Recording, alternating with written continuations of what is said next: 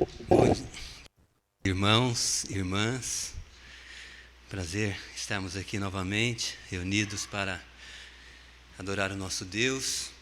E eu gostaria, aqueles que tiverem possibilidade, de convidá-los para abrirem o texto das Escrituras que está na segunda epístola, segunda carta de Pedro, no capítulo 1, versículos 1 a 4. Aqui na liturgia está só o versículo 4, mas na verdade nós leremos os primeiros 4 versículos de 2 Pedro, desculpem-me.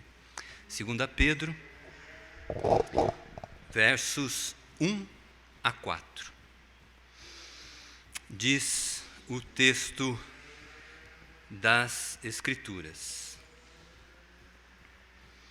Simão Pedro, servo e apóstolo de Jesus Cristo, aos que conosco obtiveram fé igualmente preciosa na justiça do nosso Deus e Salvador Jesus Cristo, graça e paz vos sejam multiplicadas no pleno conhecimento de Deus e de Jesus nosso Senhor.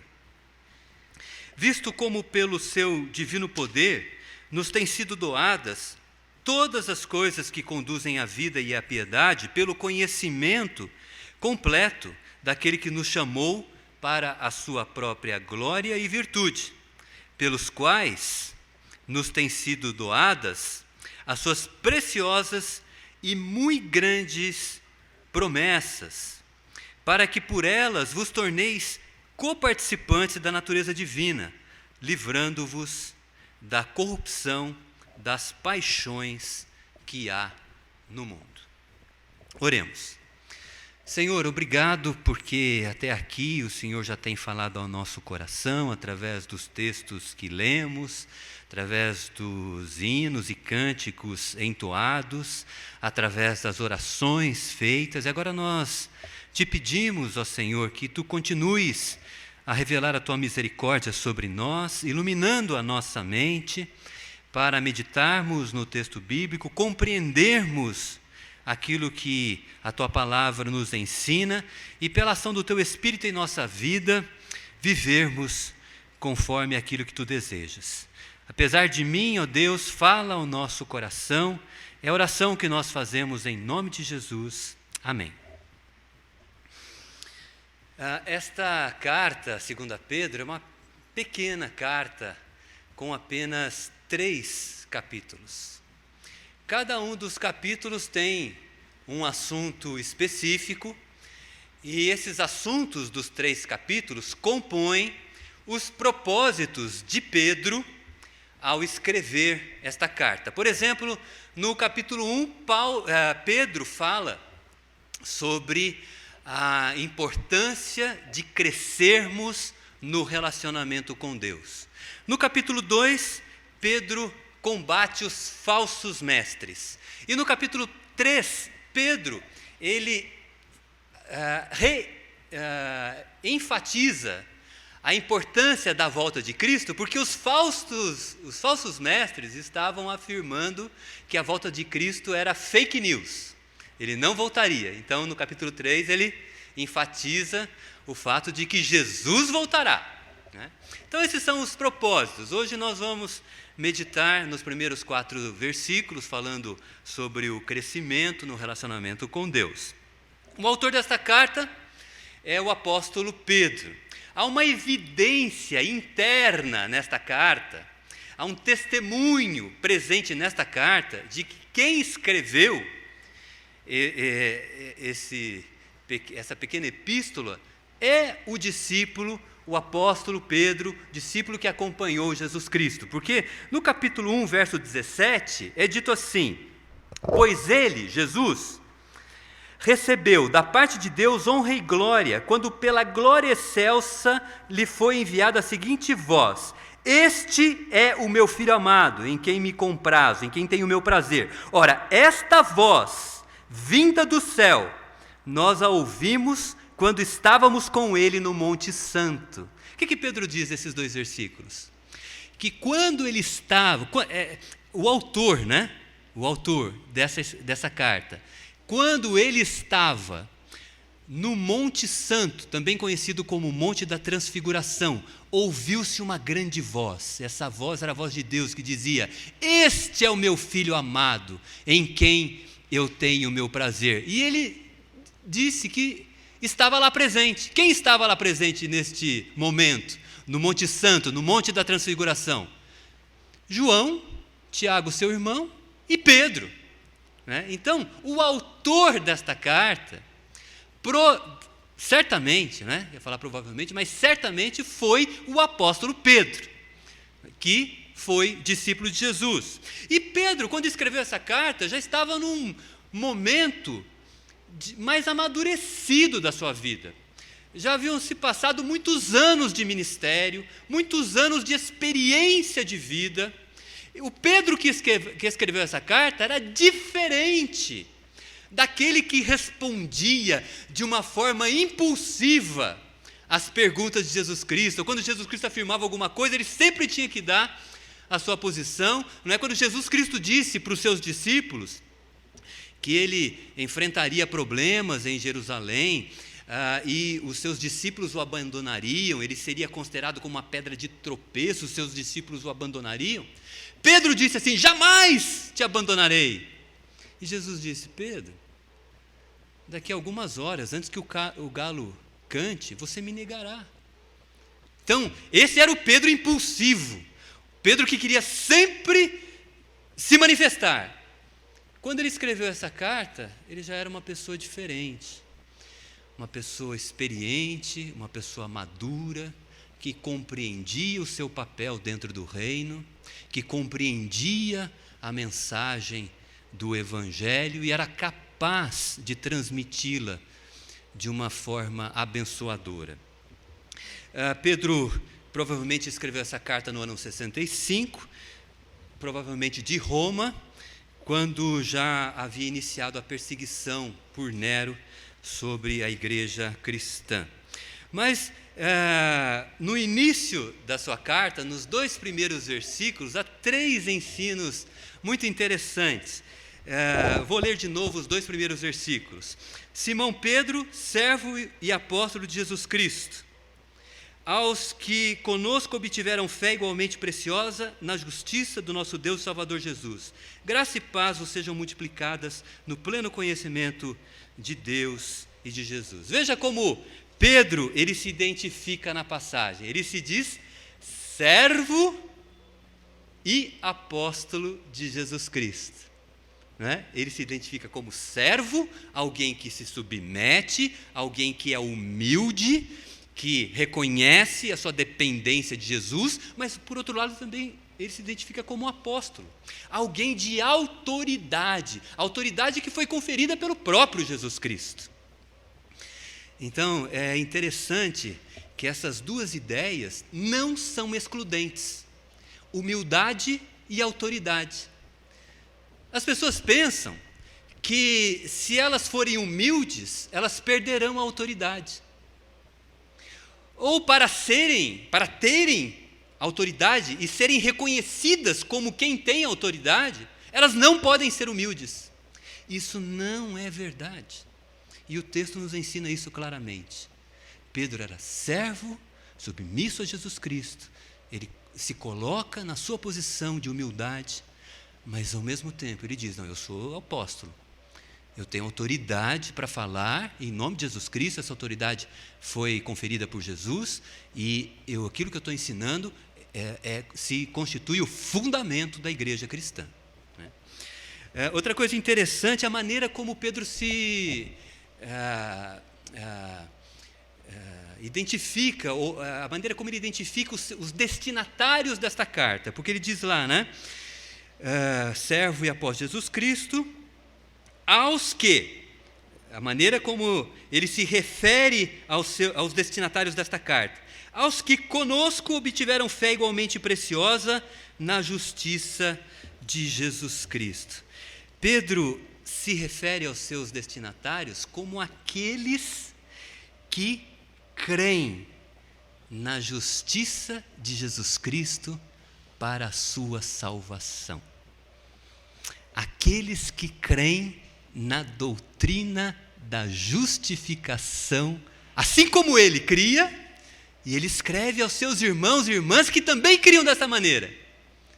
Na doutrina da justificação pela fé, que ela é uma doutrina que se baseia na justiça de Cristo, não na nossa justiça.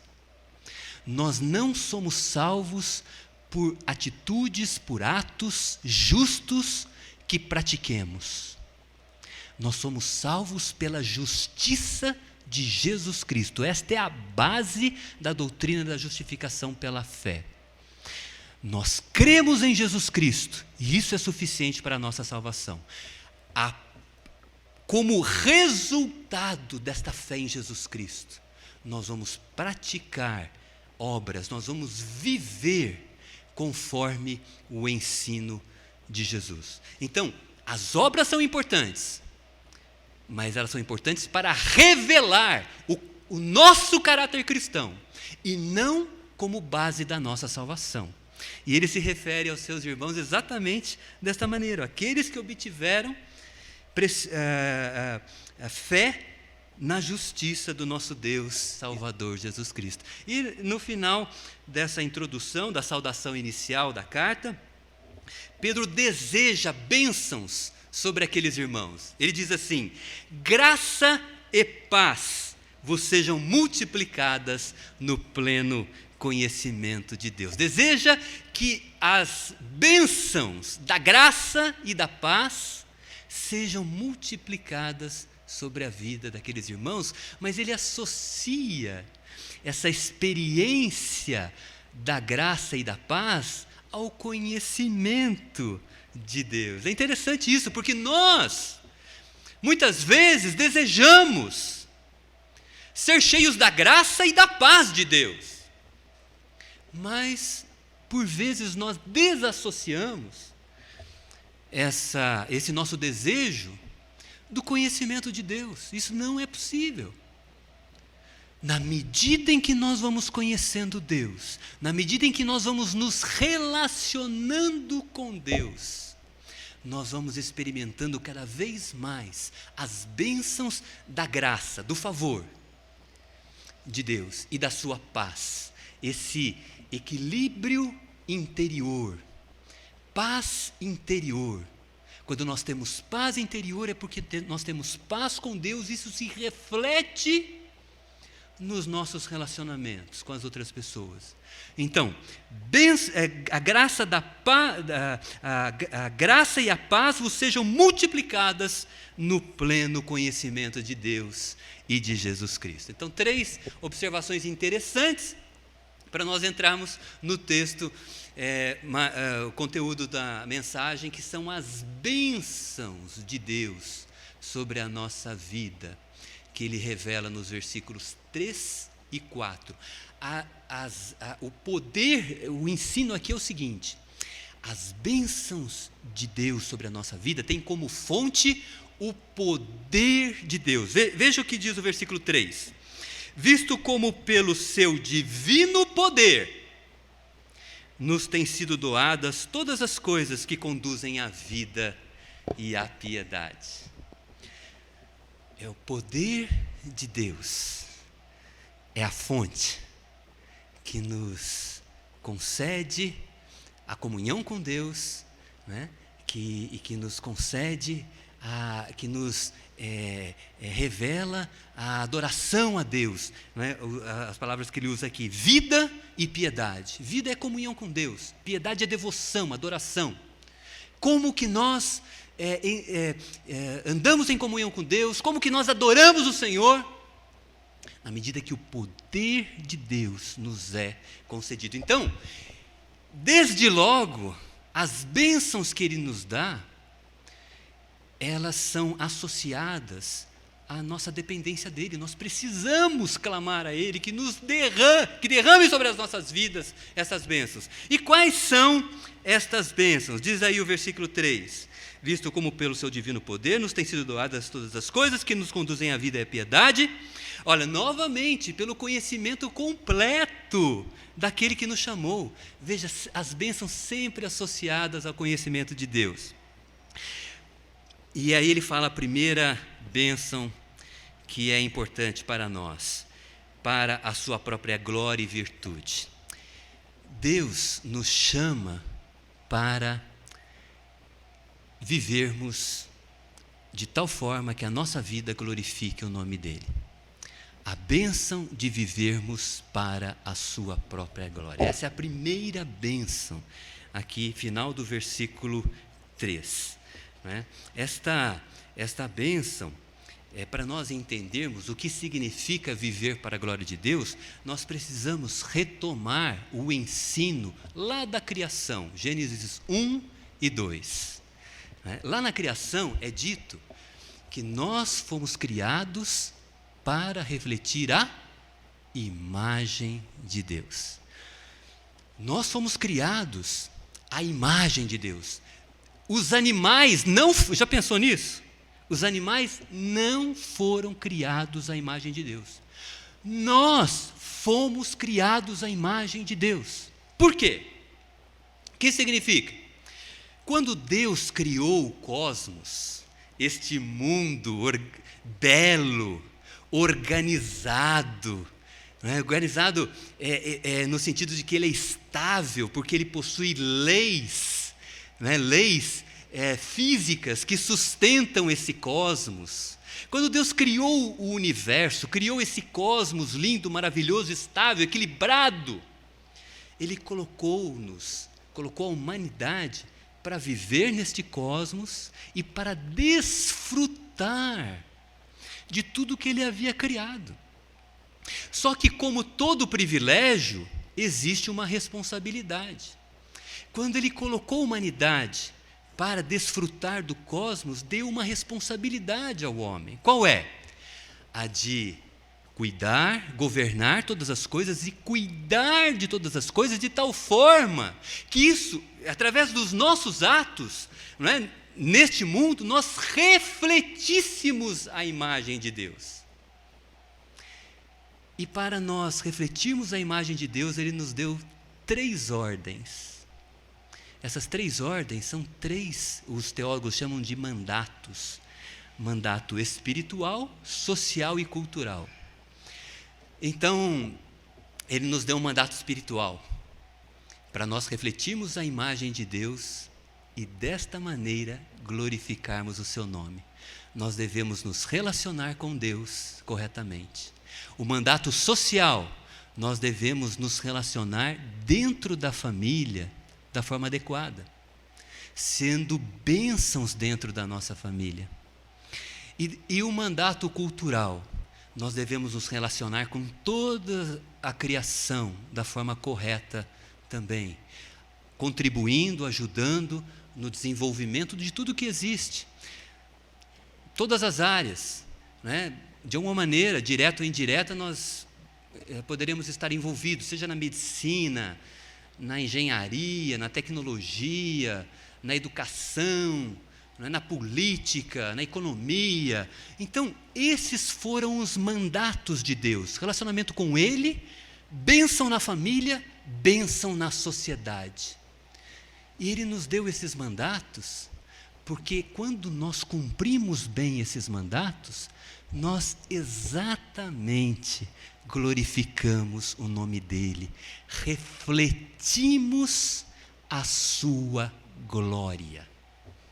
Então, refletir a glória de Deus é uma bênção, mas nós precisamos do poder dEle.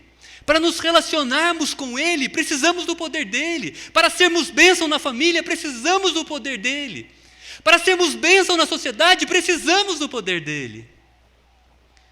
Por isso, nós carecemos diariamente de buscar a face do nosso Deus em oração, para que o poder dEle seja derramado sobre nós. Outra bênção que é mencionada aqui é sermos coparticipantes da natureza divina. Veja o versículo 4. Pelas quais nos têm sido doadas as suas preciosas e muito grandes promessas, para que por elas vos torneis participantes da natureza divina.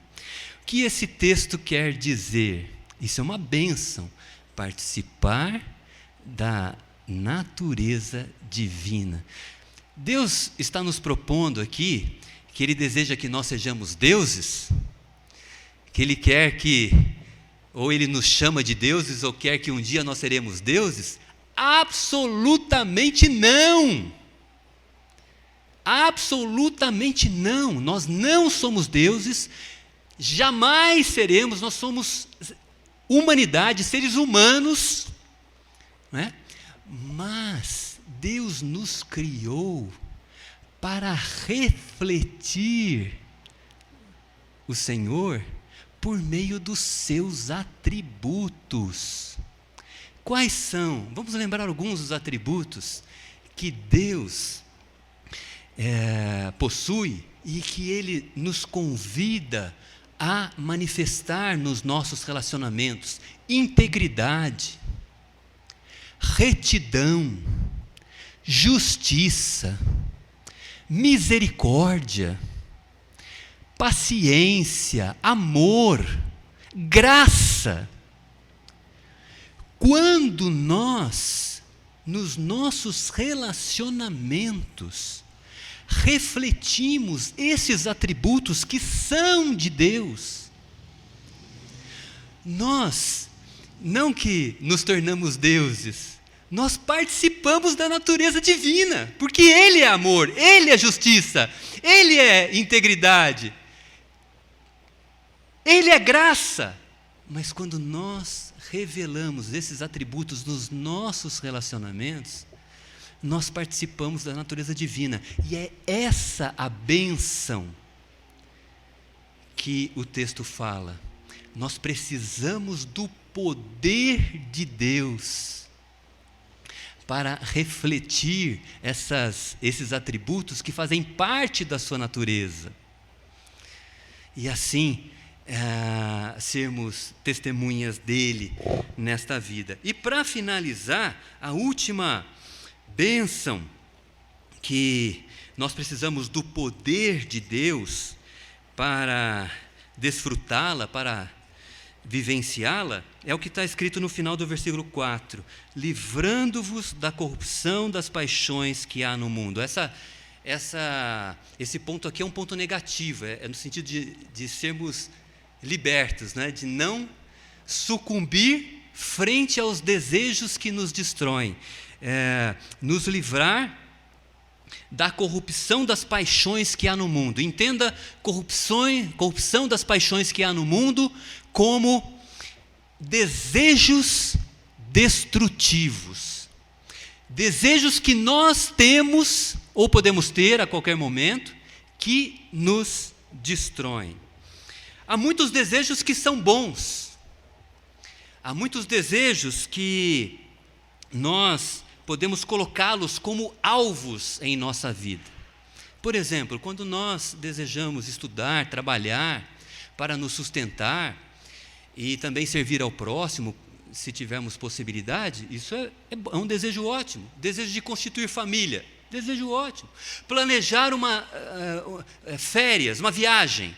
Planejar uma viagem, né, para conhecer um pouco mais daquilo que Deus criou, né, e nós podemos conhecer e fazer isso com pessoas que amamos. Isso são desejos bons, mas há desejos que são destrutivos. Esses desejos que são destrutivos também são chamados de cobiça. Cobiça. A cobiça é um desejo que é motivado pelo ciúme ou pela inveja. Isso é cobiça. E pensando nessa questão dos desejos que nos destroem, eu me lembrei de uma passagem bíblica, lá em Gênesis também, em que Deus deu uma palavra a Caim. Lembra-se de Caim? Caim, filho de Adão e Eva, irmão de Abel. Sabe o que Deus disse para Caim? Ele disse: o seguinte: o teu desejo será contra ti. A ti cumpre, mas a ti cumpre dominá-lo. O teu desejo será contra ti. A ti cumpre dominá-lo. Qual foi o contexto que Deus disse essa palavra a Caim? Caim havia apresentado uma oferta a Deus e a oferta foi rejeitada pelo Senhor. Caim ficou irado. A oferta foi rejeitada por causa da motivação do coração de Caim. Não pela oferta em si, mas pela motivação.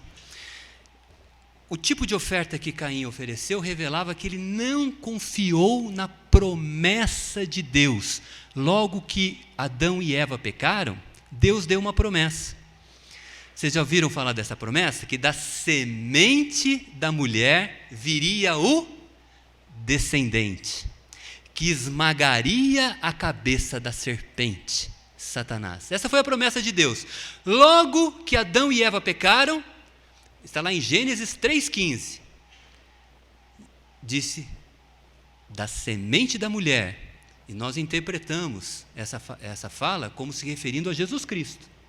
Da semente da mulher virá aquele que esmagará a cabeça da serpente. Nós sabemos que para matar uma serpente é necessário atingi-la na cabeça. Então, o descendente da mulher, Jesus Cristo, viria para esmagar a cabeça da serpente, para destruir Satanás. Essa foi a promessa de Deus, mas Caim não confiou nesta promessa. E por isso ele entregou uma oferta lá que não tinha a ver com essa realidade. Abel entregou uma oferta a Deus, demonstrando que ele confiava nesta promessa. Mas Caim não. E por conta disso, e veja bem, a nossa adoração, Deus a aceita, mesmo que imperfeita, de acordo com a nossa motivação. Se o nosso coração é um coração que deseja agradar a Deus, Ele identifica isso e se agrada da nossa adoração. Mas ele percebeu que Caim não tinha a motivação correta quando entregou a sua oferta. E por isso, rejeitou a oferta de Caim. E Caim ficou irado. E Deus disse para Caim: Caim, o teu desejo será contra ti. A ti cumpre dominá-lo. E como que Caim lidou com essa rejeição? Ele dominou o seu desejo? Não. Ele matou o seu irmão.